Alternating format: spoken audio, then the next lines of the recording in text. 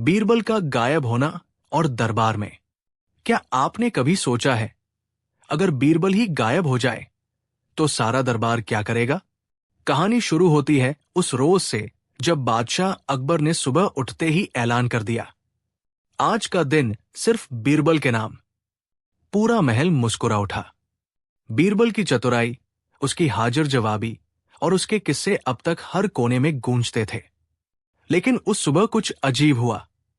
बीरबल, जो रोज दरबार में सबसे पहले आता था, आज लापता था।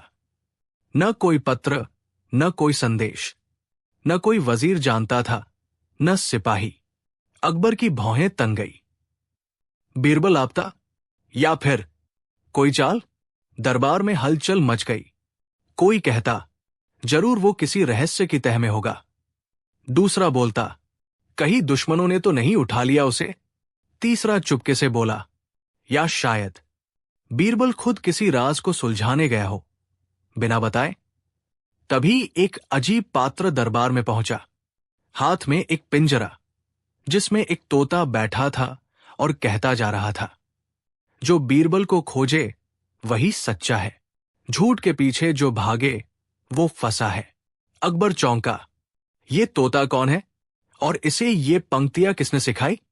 तोते का मालिक बोला, जहां अपना, इसे बीरबल ने एक दिन पहले मुझे दिया था और कहा था, अगर मैं न दिखूं तो इसे लेकर दरबार पहुंचना। अकबर की आंखें सिकुड़ गई। बीरबल ने पहले ही इस अनहोनी का अंदेशा किया था। अब शुरू हुई दरबार की सबसे विचित्र बैठक, जहां हर दरबारी को तोते से सवाल पूछने का मौका मिला। कभी तोता चुप हो जाता, कभी कहता, राज है उस गली में जहां न राजा गया हो। छुपा है बीरबल, लेकिन वो अकेला नहीं। इतने में ही तिलिस्मी बाबा दरबार में पहुंचे। एक लंबी दाढ़ी, आंखों में अजीब सी चमक। जहां पनाह, बीरबल का जाना इस राज्य की उल्टी गिनती है। अगर 3 दिनों में उसे ना ढूंढा गया तो क्या? अकबर गरजे। बाबा ने मुस्कुराते हुए कहा, तो फिर दरबार को संभालना मुश्किल हो जाएगा, क्योंकि बीरबल अब एक गहरे रहस्य में फंस चुका है और उस रहस्य का नाम है बीरबल और समय के शत्रु की वापसी। और उसी पल दरबार की दीवारों पर एक अजीब सी छाया दौड़ी, किसी अदृश्य शक्ति की। अकबर खड़ा हो गया। पूरा दरबार स्तब्ध था। बीरबल कहाँ था? किस रहस्य में उलझा था? और ये समय का शत्रु कौन था, जिसकी वापसी ने सबको डरा दिया? क्या बीरबल ने खुद को गायब किया, या किसी ने उसे गायब किया? क्या ये महज एक चाल है, या कोई बहुत बड़ा षड्यंत्र? क्या आप तैयार हैं उस रहस्य से पर्दा उठाने के लिए? बीरबल और समय के शत्रु की वापसी। क्या आपने कभी सोचा है, कोई इंसान समय को भी धोखा दे सकता है? राजधानी में एक डर भरी बेचैनी फैल चुकी थी। बीरबल के गायब होने के तीसरे दिन सुबह सुबह किले के सबसे ऊंचे बुर्ज पर एक चमकता हुआ संदूक पाया गया। उसके ऊपर लिखा था, जो सच को देखे वही खोल सकता है मुझे।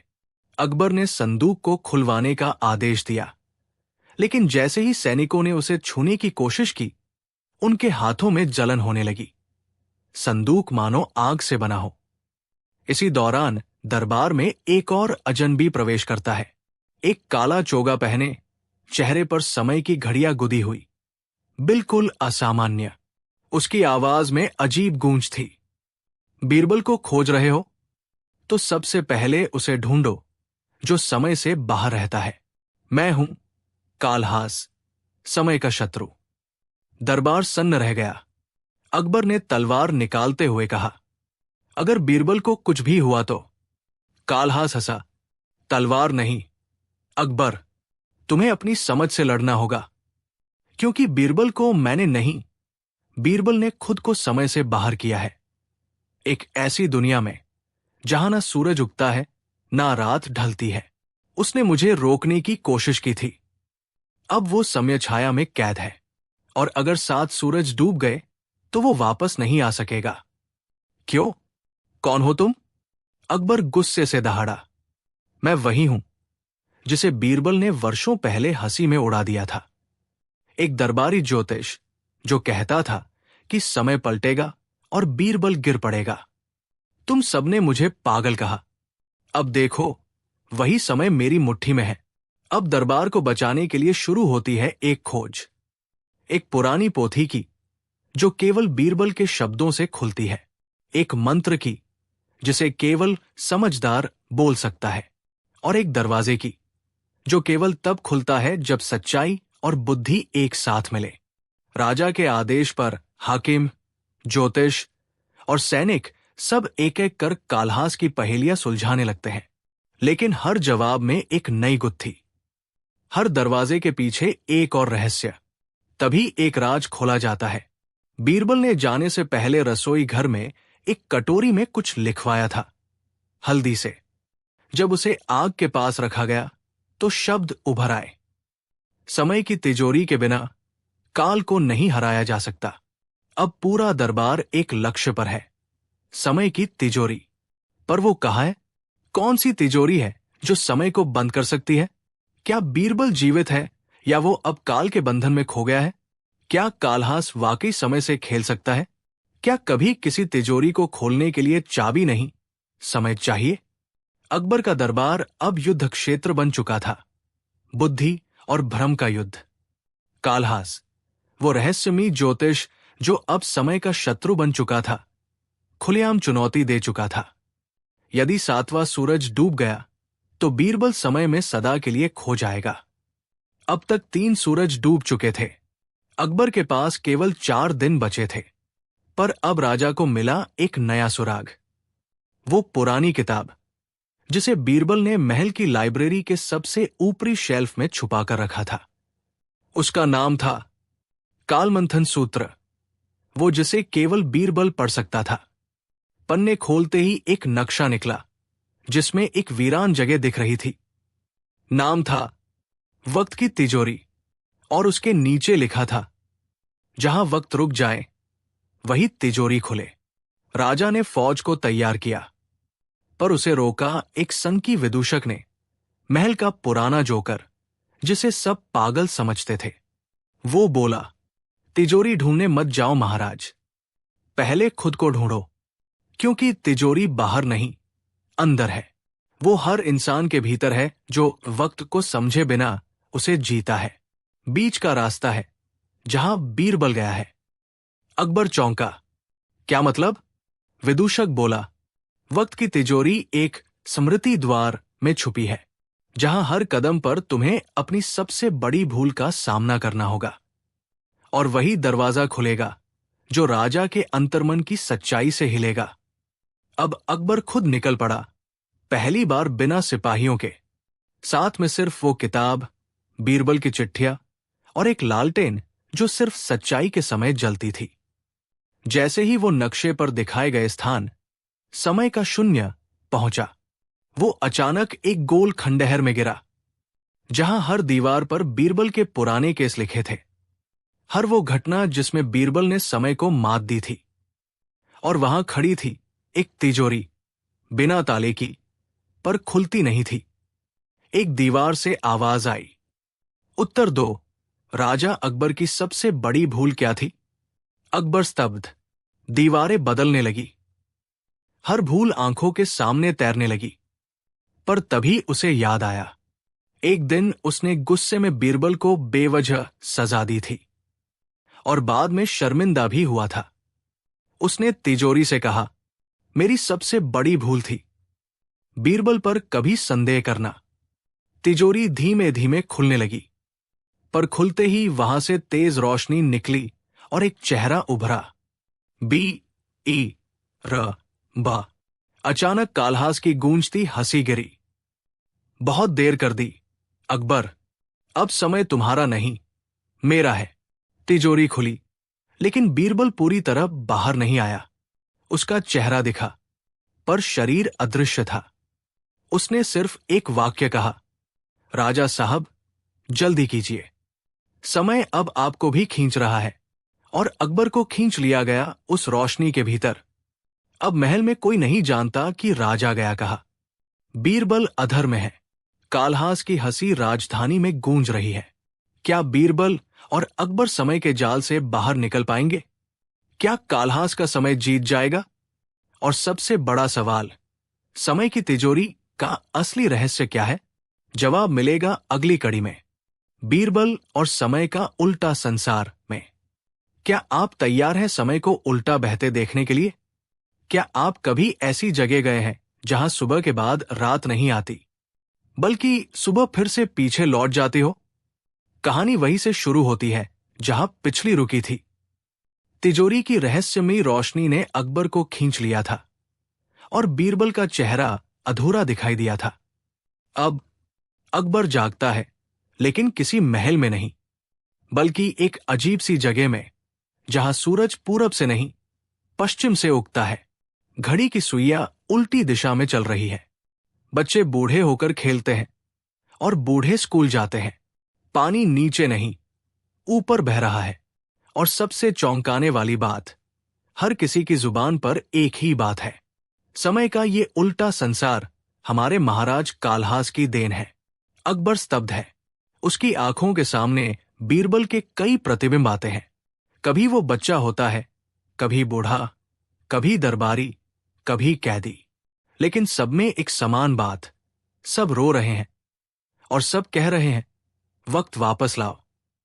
उसी क्षण एक रहस्यमयी औरत प्रकट होती है, चमकते नीले वस्त्रों में, माथे पर त्रिकाल का चिन्ह। नाम बताती है, सम्या, वक्त की देवी, जो कभी काल्हास की गुरुमाता थी। सम्या कहती है, अकबर, इस संसार में तुम्हारा हर फैसला उल्टा चलेगा। तुम अगर युद्ध करोगे तो हार जीत में बदल जाएगी। अगर तुम सच बोलोगे तो लोग झूठ मानेंगे। यहां से बीरबल को निकालने के लिए तुम्हें अपनी सोच की दिशा बदलनी होगी। अकबर चौंकता है, क्या मैं बीरबल से मिल सकता हूं? सम्या धीमे से कहती है, वो अब तुम्हारे पास नहीं है। काल्हास ने बीरबल के सम्य बुद्धि को चुरा लिया है। अब बीरबल तो है, लेकिन बिना बुद्धि के। उसकी स्मृतियां उल्टी बह रही है। वो तुम्हें पहचान भी नहीं पाएगा। अब शुरू होती है एक विचित्र खोज, सम्य बुद्धि का मणि, जिसे काल्हास ने छुपा दिया है कालकक्ष में। वहां पहुंचने के लिए अकबर को 3 उल्टे कार्य करने होंगे। 1, एक झूठ को सच साबित करना। 2, एक हार को जीत में बदलना। 3, एक मृत्यु को जीवन में बदलना।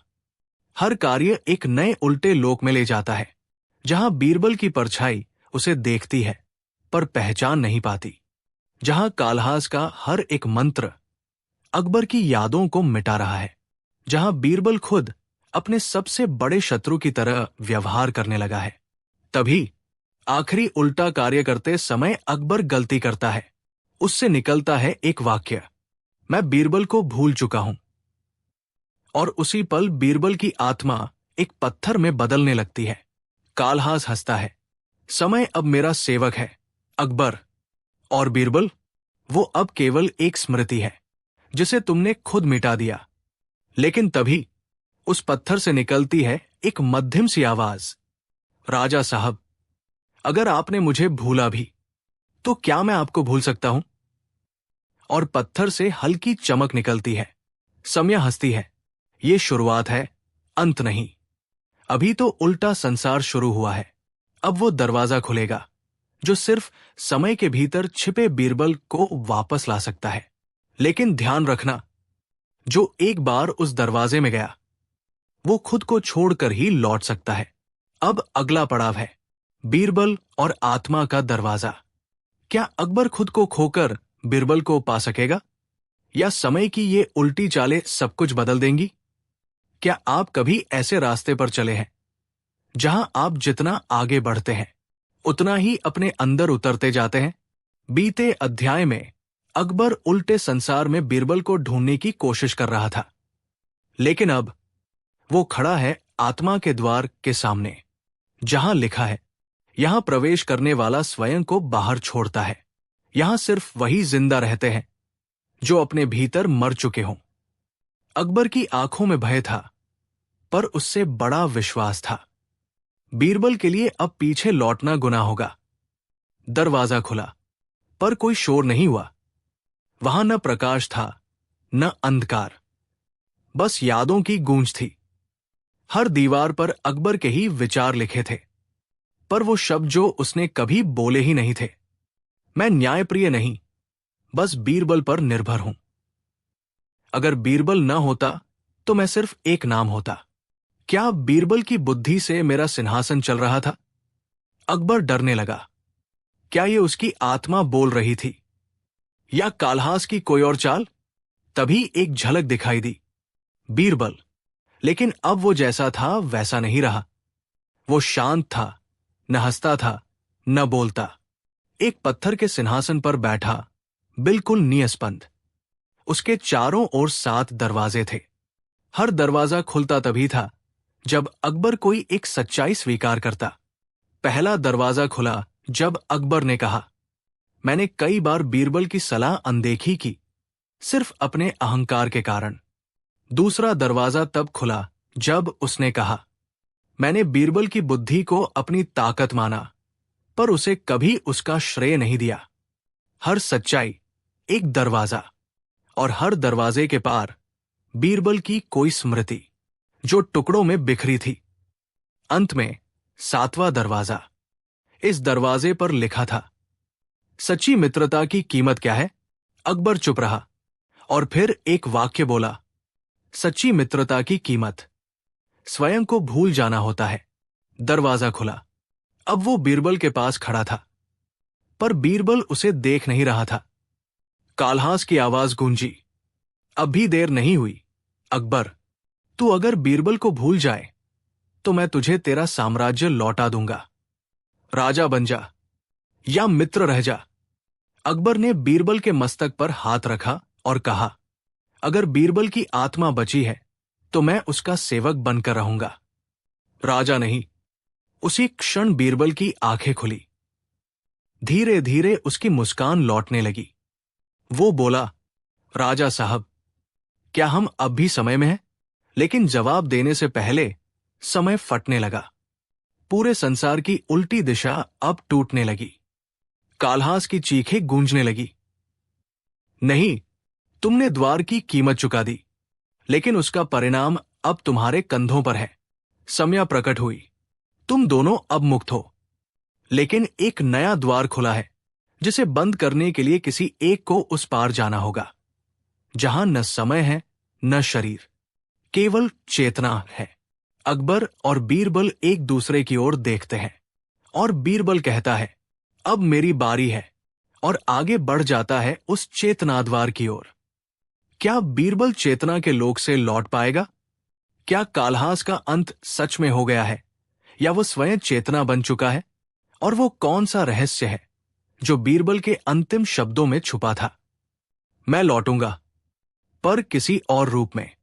क्या आपने कभी किसी ऐसे से बात की है जो बोलता नहीं बल्कि सोचता है, और आपकी सोच को भी सोच लेता है?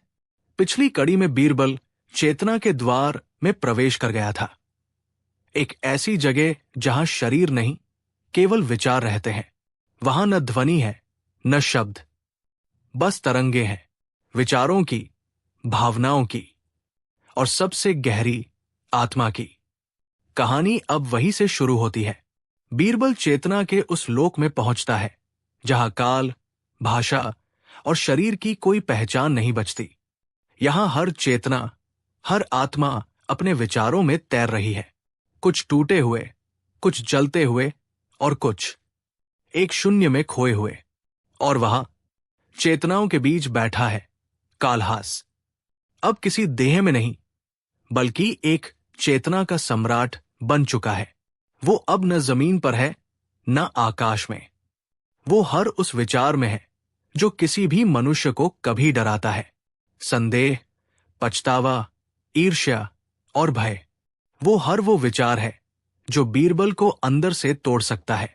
काल्हास की चेतना बीरबल के पास आकर बोली, तुमने अपनी आत्मा को यहां भेजा है, लेकिन चेतना में युद्ध तलवारों से नहीं, विचारों की सच्चाई से होता है।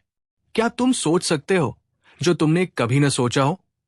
बीरबल हंसा, मैं वही सोचता हूं जो मैं नहीं सोचता, और वही करता हूं जो दूसरों को लगता है कि मैं नहीं कर सकता। तभी चेतनालोक में हलचल होती है। बीरबल के चारों ओर उसकी यादें घूमने लगती है।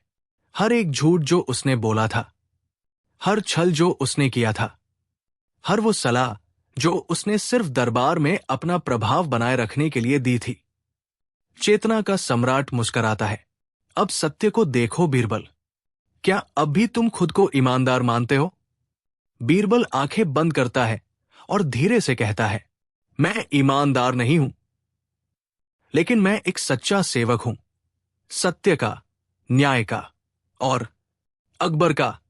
और उसी क्षण बीरबल की चेतना से एक उजाला फूटता है।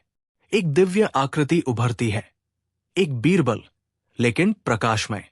अब वो बीरबल नहीं, बल्कि चेतना का उत्तरदाता बन चुका है। अब सामने है दो चेतनाएं। कालहास, जो विचारों से डर बनाता है, बीरबल, जो विचारों से समाधान बनाता है। युद्ध शुरू होता है, पर यह तलवारों का नहीं, बल्कि प्रश्नों और उत्तरों का युद्ध है। कालहास पूछता है, अगर न्याय सभी के लिए अलग है, तो क्या न्याय उपरोक्त संभव है? बीरबल सोचता है, न्याय व्यक्तिगत नहीं, सच्चाई की सामूहिक छाया है। कालहास पूछता है, अगर हर निर्णय का परिणाम नुकसान है, तो निर्णय लेना मूर्खता नहीं? बीरबल उत्तर देता है, निर्णय लेना जीवन का साहस है, परिणाम सहना जीवन की शिक्षा। हर उत्तर कालहास को दुर्बल करता है। उसका स्वर धीमा पड़ता है और अंत में वो मात्र एक विचार बनकर रह जाता है, डर। बीरबल उस डर को अपने भीतर स्वीकार करता है और कहता है, तू मेरा हिस्सा है, लेकिन अब मैं तुझसे नियंत्रित नहीं हूं। चेतना लोक कांप उठता है और उसी पल बीरबल वापस लौटता है, पर अब न उसकी चाल पहले जैसी है, न उसकी आंखों में वही चंचलता। अब वो बीरबल नहीं, बल्कि प्रबुद्ध बीरबल है, एक नया अवतार। अकबर उसे देखता है और चौंकता है। बीरबल, तुम्हारी आंखें बदल गई हैं। बीरबल मुस्कुराता है, राजा साहब, समय ने मुझे बदल दिया नहीं, बल्कि मुझे मुझसे मिला दिया। लेकिन जैसे ही बीरबल वापस आता है, एक नई समस्या दरबार के बाहर इंतजार कर रही है। एक अजनबी जो दावा करता है कि वो भी बीरबल है और उसके पास वो सब यादें हैं जो असली बीरबल के पास होनी चाहिए। अब सवाल है, दोनों बीरबल है, तो असली कौन है? और क्या चेतना लोक ने केवल बीरबल को ही भेजा था, या कालहास को भी नया रूप मिला है? सस्पेंस बरकरार है। आगे क्या होगा, जानिए अगली रहस्यमयी कड़ी में। बीरबल और पहचान का द्वंद्व। क्या आप पहचान पाएंगे असली बीरबल को, या फिर खो जाएंगे इस द्वैत के जाल में? अगर आपके सामने दो एक जैसे लोग हों, जो बिल्कुल एक जैसा सोचें, बोलें और यहां तक कि बचपन की यादें भी साझा करें, तो क्या आप पहचान पाएंगे असली को? जहां पिछली कड़ी में बीरबल चेतनालोक की रहस्यमयी यात्रा से लौटा, वही अब दरबार में खलबली मच चुकी थी, क्योंकि ठीक उसी समय महल के उत्तर द्वार से एक दूसरा बीरबल दाखिल हुआ। वो आत्मविश्वास से बोला, मैं ही असली बीरबल हूं। ये जो दरबार में बैठा है, ये बस चेतनालोक से आया भ्रम है। अकबर स्तब्ध, दरबार सन्न, और सच्चे बीरबल की आंखों में वो हल्की सी मुस्कान, जैसे वो जानता है कुछ ऐसा जो कोई और नहीं। अब शुरू हुआ पहचान का द्वंद्व। अकबर ने दोनों को आमने सामने खड़ा किया। बोलने का अंदाज, सोचने का तरीका, हंसी तक एक समान। यहां तक कि दोनों के पास दरबार के पुराने किस्सों की बारीकियां थी, जो शायद किसी तीसरे को मालूम ही नहीं। तो क्या चेतनालोक ने बीरबल की एक सायाछवी बना दी, या क्या ये कोई शातिर योजना है दरबार को अंदर से तोड़ने की? फैसला अब बीरबल के हाथ में नहीं था, बल्कि एक अंतिम परीक्षा रखी गई। अकबर बोला, तुम दोनों को एक ही प्रश्न दिया जाएगा, उत्तर अलग, लेकिन सत्य चाहिए। और प्रश्न होगा ऐसा जिसका उत्तर केवल वो दे सकता है जिसने वास्तव में जिया हो, न कि सिर्फ यादें रखता हो। प्रश्न था, उस दिन जब तुमने पहली बार अपने पिता को खोया था, तब क्या सोचा था और क्या कहा था अपने आप से? दोनों बीरबल चुप। लेकिन पहला बीरबल बोला, मैंने सोचा था अब मुझे मजबूत बनना है, क्योंकि मां अब किसी और पर नहीं रो सकती। दूसरे बीरबल ने कहा, मैंने सोचा था काश मैं भी मर जाता, ताकि दर्द न झेलना पड़े। दरबार मौन। दोनों उत्तर सच्चे लगते थे, लेकिन एक में दर्द था और एक में जिम्मेदारी।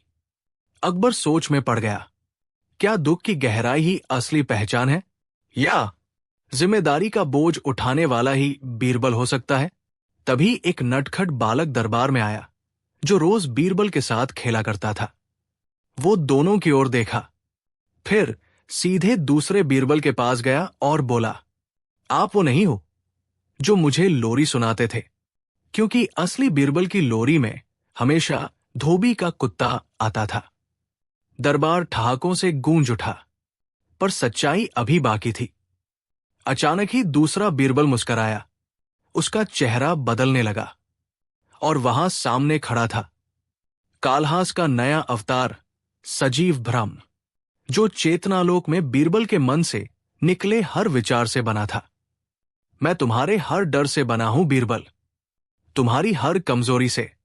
जब तक तुम मुझे स्वीकार न करोगे, मैं तुम्हारा हिस्सा बना रहूंगा। बीरबल उसकी ओर देखा और कहा, मैं तुम्हें स्वीकारता हूं, पर अब तुम मुझे नियंत्रित नहीं कर सकते। जाओ वापस उसी चेतना में जहां से तुम आए थे। मैंने तुम्हें मुक्त कर दिया। कालहास का छाया रूप हंसता है और धीरे धीरे विलीन हो जाता है, जैसे अंत नहीं हुआ, बस एक अध्याय थमा हो। दरबार तालियों से गूंजता है। बीरबल वापस अपने स्थान पर आता है, पर जैसे ही वो बैठता है, उसकी आंखें एक पल को चमकती है, जैसे चेतनालोक ने अभी भी कुछ अधूरा छोड़ दिया हो। और अगले ही दिन महल की दीवार पर उभरा एक संदेश, किसी अज्ञात भाषा में, जो केवल बीरबल ही पढ़ सकता था। और उसमें लिखा था, तुमने द्वंद्व जीता, अब तैयार हो ज्ञान की चोरी को रोकने के लिए। क्या है ये चोरी? कौन चुरा रहा है बुद्धि से विचार? क्या दरबार की अगली चुनौती उस ज्ञान भक्षज की है, जो सिर्फ महान विचारों को निगलता है? जानिए अगली रहस्यमयी कड़ी में, बीरबल और विचारों का शिकारी। क्या विचार भी चुराए जा सकते हैं? और अगर हां, तो उनका उपयोग किस विनाश के लिए होगा? जिस बुद्धिमान को आप जानते हैं, वो अगर एक दिन मूर्ख जैसा व्यवहार करने लगे, तो क्या उसके विचार किसी ने चुरा लिए? दरबार में शांति थी। बीरबल अपनी कुर्सी पर बैठा, लेकिन मन में हलचल थी। उस दीवार पर उभरे रहस्यमयी वाक्य ने एक नई उलझन को जन्म दिया था। ज्ञान की चोरी, ये क्या है? और कौन है ये विचारों का शिकारी? अकबर ने बीरबल से पूछा, क्या कोई हमारे विचार भी चुरा सकता है बीरबल? बीरबल ने मुस्कुराकर उत्तर दिया, अगर कोई उन्हें सुन सकता है, उन्हें समझ सकता है, तो वो उन्हें चुरा भी सकता है।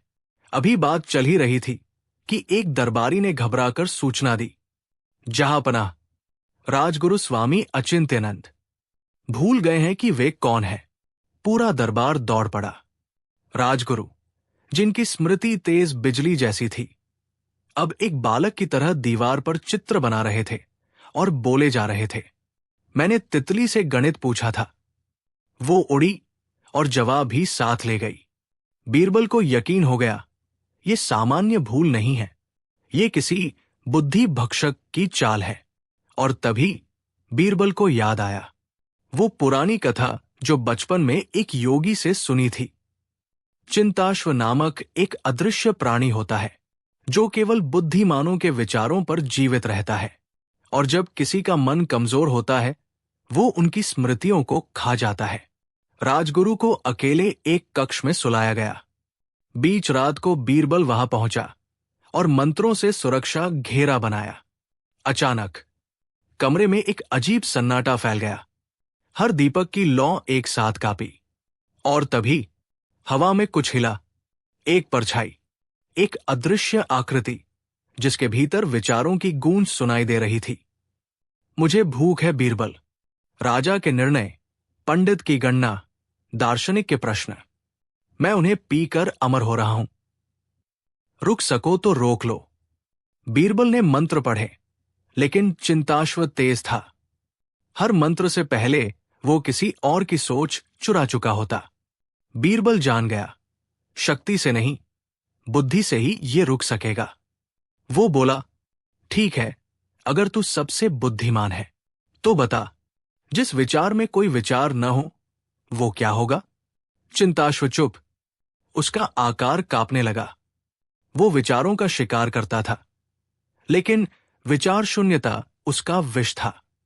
बीरबल ने ध्यान साधा, अपने मन को पूरी तरह शून्य किया, और जैसे ही उसके भीतर विचारों का प्रवाह रुका, चिंताश्व तड़पने लगा, क्योंकि वो अब भूखा था। वो चीखा, बीरबल, तुमने मुझे हराया नहीं है, तुमने मुझे भूखा मारा है। लेकिन याद रखना, एक दिन तुम्हारा मन भी भर जाएगा विचारों से, और मैं लौटूंगा। और वो अदृश्य होकर विलीन हो गया। राजगुरु की स्मृति लौट आई, पर अब डर सब में था। क्या हमारे विचार अब सुरक्षित हैं? बीरबल मुस्कराया, लेकिन उसकी आंखों में चिंता थी। और तभी अगले दिन महल के पुस्तकालय से एक गुप्त पांडुलिपि गायब पाई गई, जिसका नाम था विचारों का जन्म, कालचक्र के पहले बीज। ये ग्रंथ केवल बीरबल ने पढ़ा था, और उसे याद था कि उस ग्रंथ के अंतिम पृष्ठ पर एक चेतावनी थी। अगर ये ज्ञान किसी गलत हाथ में गया तो वो विचारों से नहीं, सोच से भी ऊपर उठकर मन की भाषा बदल देगा। अब सवाल ये था, कौन ले गया वो ग्रंथ? क्या चिंताश्व के पीछे कोई और भी था? और क्या बीरबल की सोच अब भी उसकी अपनी है? जवाब मिलेगा अगली कड़ी में। बीरबल और मन के भीतर का दुश्मन। जहां विचार नहीं, विचार करने की क्षमता ही दांव पर होगी। जब दरबार में सब शांत हुआ, राजगुरु फिर से ज्ञान की बातें करने लगे, और राजा अकबर ने राहत की सांस ली। लेकिन बीरबल की आंखों में अब भी हल्की चिंता की छाया थी। उन्होंने आकाश की ओर देखा और कहा, विचार चिड़ियों जैसे होते हैं, उन्हें पिंजरे में कैद नहीं किया जा सकता, पर अगर उन्हें खुला छोड़ दिया जाए बिना समझ के, तो वे किसी और के पिंजरे में जाकर गीत गा सकते हैं। अकबर ने पूछा, तो हम क्या करें बीरबल, ताकि ऐसे शिकारी कभी हमारे विचारों को छू भी न सके? बीरबल ने उत्तर दिया, मन की रक्षा उसी तरह करनी चाहिए जैसे शरीर की। हर दिन थोड़ी शांति, थोड़ी सच्चाई और थोड़ी चुप्पी से, और सबसे जरूरी, हमेशा सोच को स्वतंत्र रखना, लेकिन समझ को सजग। दरबारियों ने सिर झुकाया और एक नई बात सीखी। मोरल, सीख, हमारे विचार ही हमारी असली दौलत है। उन्हें कोई हथियार से नहीं, बल्कि भ्रम और लालच से चुराता है। अगर हम अपने मन को सजग रखें, तो कोई भी विचारों का शिकारी हमारा कुछ नहीं बिगाड़ सकता। बीरबल और 3 अंधों की बहस। एक दिन अकबर का दरबार चल रहा था। सब कुछ सामान्य ही लग रहा था, जब अचानक 3 व्यक्ति दरबार में दाखिल हुए। तीनों ने सफेद कपड़े पहने थे, लकड़ी की लाठी पकड़ी हुई थी और आंखों पर पट्टी बंधी थी। हुजूर, हम तीनों जन्म से अंधे हैं, उनमें से एक ने कहा, लेकिन आज हम एक बहस का फैसला आपके बुद्धिमान मंत्री बीरबल से करवाना चाहते हैं। दरबार में सन्नाटा छा गया। एक अंधे की बहस? अकबर ने हैरानी से पूछा, विषय क्या है? तीसरे अंधे ने मुस्कुराते हुए जवाब दिया, विषय है, हाथी असल में होता कैसा है? बीरबल ने तीनों को सामने बुलाया और कहा, तुम में से पहले ने हाथी को कैसे जाना?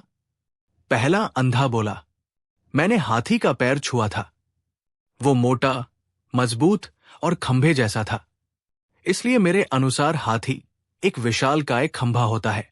दूसरा अंधा बोला, मैंने हाथी की सूंड को पकड़ा था। वो लंबी, लचकदार और मुड़ने वाली थी। हाथी असल में एक बड़ा रस्सी जैसा जानवर है। तीसरे ने कहा, मैंने उसके कान छुए थे, वे बड़े, चपटी और पंख जैसे थे, इसलिए हाथी असल में एक विशाल पंख है। दरबार ठहाकों से गूंज उठा। बीरबल थोड़ी देर चुप रहे, फिर बोले, तीनों की बातें विरोधाभासी है, लेकिन दिलचस्प यह है कि तीनों की बातों में सच्चाई का अंश है। अकबर बोले, तो क्या तीनों सही है? बीरबल ने धीरे से कहा, या तीनों अधूरी सच्चाई के शिकार है। बीरबल ने तीनों अंधों को एक बार फिर हाथी के पास ले जाने का प्रस्ताव रखा। इस बार बीरबल बोले, मैं तीनों को एक एक अलग हिस्से नहीं, बल्कि पूरा हाथी महसूस करने दूंगा। तीनों तैयार हो गए। उन्हें हाथी के सिर से पूंछ तक सब कुछ छूने दिया गया। उसके बाद बीरबल ने पूछा, अब बताओ, हाथी कैसा है? तीनों एक दूसरे की ओर मुड़े और बोले, अब समझ आया कि हम तीनों ने पहले केवल हाथी का हिस्सा जाना था, न कि पूरा हाथी। हमारी बहस किसी नतीजे पर इसलिए नहीं पहुंची क्योंकि हर कोई अपनी अधूरी सच्चाई को पूरी सच्चाई समझ बैठा था। बीरबल ने दरबार में देखा और कहा, जहां पनाह, यही बात हमारी जिंदगी पर भी लागू होती है। हम बहुत बार अधूरी बातें सुनकर अधूरे अनुभव के आधार पर दूसरों की सच्चाई तय कर लेते हैं, परंतु जब तक हम संपूर्ण दृष्टिकोण नहीं अपनाते, तब तक हम भी इन तीन अंधों की तरह बहस में ही उलझे रहेंगे। अकबर ने मुस्कुराते हुए कहा, बीरबल, तुमने एक बहस को ज्ञान की सभा में बदल दिया। तीनों अंधों ने बीरबल के सामने झुकते हुए कहा, तुमने हमें जो ज्ञान दिया वो हमारी आंखों से कहीं ज्यादा देखने लायक है। बीरबल बोले, ज्ञान की रोशनी किसी मशाल से नहीं, समझ से आती है। अकबर ने हुक्म दिया कि तीनों को जीवन भर के लिए महल की देखरेख में रखा जाए और उन्हें ज्ञान व संगीत सिखाया जाए। इस घटना के बाद बीरबल की लोकप्रियता और बढ़ गई। लोगों ने कहा, बीरबल सिर्फ बुद्धिमान नहीं, बल्कि दृष्टा है, जो बिना देखे भी सच्चाई देख लेते हैं। बीरबल और तीन अंधों की बहस। अकबर का दरबार हमेशा अजीबोगरीब किस्सों और रोचक घटनाओं से भरा रहता था। एक दिन कुछ ऐसा हुआ जो पूरे दरबार को चौंका गया। सुबह का समय था, दरबार सज चुका था। बीरबल हमेशा की तरह अपनी जगह पर बैठे थे और दरबारी आपसी चर्चा में मग्न थे। तभी तीन अंधे पुरुष दरबार में प्रवेश करते हैं। वे सफेद वस्त्रों में थे, लाठियां उनके हाथ में थी और चेहरों पर आत्मविश्वास की चमक थी। अकबर ने उन्हें देख मुस्कुराते हुए पूछा, कहिए, दरबार में आने का कारण? पहला अंधा बोला, जहांपनाह, हम तीनों में बहस है। हम में से कौन हाथी को सबसे सही तरीके से समझ पाया है? हम तीनों ने एक हाथी को छुआ, लेकिन हमारी राय एकदम अलग है। हमने सुना है कि बीरबल न्याय में निष्पक्ष है, इसलिए आपसे अनुरोध है कि वे तय करें कि सही कौन है। अकबर ने बीरबल की ओर देखा, जो अब पूरी तरह सजग हो चुके थे। तो बताओ, तुम तीनों में किसने हाथी को कैसे अनुभव किया? बीरबल ने पूछा। पहला अंधा बोला, मैंने हाथी के पैर को छुआ। वो एकदम खंभे जैसा था, मोटा, मजबूत और ठंडा, इसलिए हाथी खंभे की तरह होता है। दूसरा बोला, मैंने तो उसकी सूंड पकड़ी। वो तो लचकती हुई एक मोटी रस्सी जैसी थी, घुमावदार और लंबी, इसलिए हाथी रस्सी जैसा होता है। तीसरे ने मुस्कुराते हुए कहा, मैंने कान को छुआ। वो तो जैसे एक बड़ा पंख था, हल्का और हिलता हुआ। तो मेरे हिसाब से हाथी पंख जैसा होता है। पूरा दरबार हंसी से गूंज उठा, लेकिन बीरबल गंभीर बने रहे। अकबर बोले, बीरबल, अब बताओ, इनमें से सही कौन है?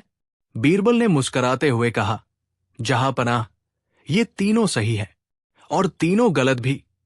अब दरबार शांत हो गया, सब हैरान। बीरबल ने आगे कहा, हर किसी ने हाथी का एक हिस्सा ही छुआ। उनकी सच्चाई अधूरी है। वे उस हिस्से को ही पूरा हाथी समझ बैठे, इसलिए वे झगड़ रहे हैं। अकबर ने उत्सुक होकर कहा, तो क्या हल है इसका? बीरबल बोले, उन्हें पूरा हाथी छूने दिया जाए, तभी इन्हें सच्चाई समझ में आएगी। अकबर ने तुरंत आदेश दिया कि दरबार के बगल वाले आंगन में हाथी लाया जाए।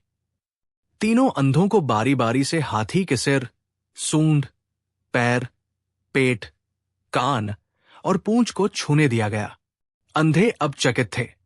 पहले अंधे ने कहा, मैंने सिर्फ पैर को खंभा समझ लिया, लेकिन वो तो बहुत बड़ा जीव है। दूसरे ने कहा, सूंड तो उसका छोटा हिस्सा है। तीसरा बोला, मैंने तो कान को ही पूरा हाथी मान लिया था। अब तीनों ने बीरबल को नमन किया। आपने हमें दिखाया कि आधा ज्ञान कितना खतरनाक होता है। बीरबल मुस्कराए। सच कभी अधूरी जानकारी से नहीं मिलता, पूरी तस्वीर देखनी होती है। अकबर भी मुस्कराए और बोले, इससे बड़ा न्याय कोई नहीं हो सकता। बीरबल, तुम्हारी बुद्धिमत्ता ने आज फिर दरबार की गरिमा बढ़ा दी। अंत में अकबर ने तीनों अंधों के लिए विशेष सेवा और शिक्षा की व्यवस्था करने का आदेश दिया। कहानी की सीख, अधूरी जानकारी पर मतभेद होना स्वाभाविक है। जब तक पूरी सच्चाई न देखो, किसी निष्कर्ष पर न पहुंचना ही बुद्धिमानी है।